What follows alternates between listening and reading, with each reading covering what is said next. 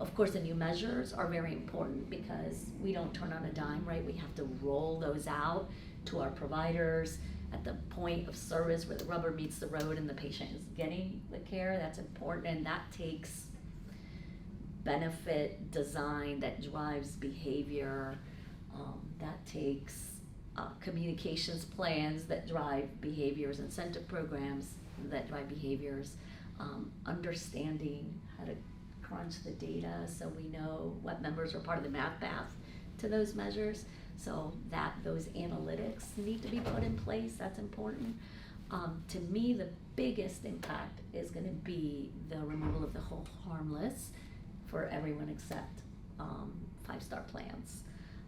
I think that's going to have the most financial impact because, chances are if you're a 4.5-star plan, that's how you got there, was using the improvement measure, you stayed there because the improvement measure, you were held harmless, right? The same with 4-star plans, and I think those plans are going to potentially lose half a star. I don't know, what are you guys hearing in that realm? Well, I think to your point on the hold harmless and the QI index, I think that you're going to see plans maybe shift some of their measure-specific focus to the measures that are in the QI index, knowing that they can't afford to drop on a 5-point weighted measure.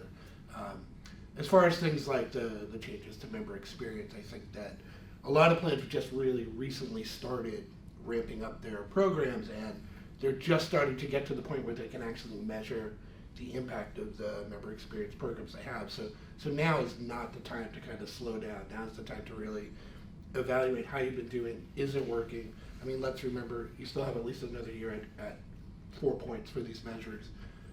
We don't really know exactly what CMS is going to do. We thought it was going to be 4 stars for a while. But beyond that, I mean, member experience is critical to retaining members and really getting members engaged with your plan. And all that really, I think, personally feeds into the health equity index. And so without really investing in the members, understand how they react to certain changes in benefits and how you communicate, I think it's going to be harder to develop a health equity strategy. So that's my perspective. Keith, what do you think? Yeah, I mean, I think that none of these things are things you can't model now. You can know exactly what the effect's going to be. You can, removing the hold harmless from the improvement factor requires changing just a little bit of math, and you can see exactly what's going to happen. The point from CMS, which I've seen as part of the message for a very long time, going back to when they stopped publishing the cut points the year before you had to submit your scores, was you need to improve everything all the time. That's what CMS is saying. Smart. Yeah, that's true. Yeah, you need to improve everything all the time. You need to not go down in multiple measures at once. That has been the same, that message has not changed.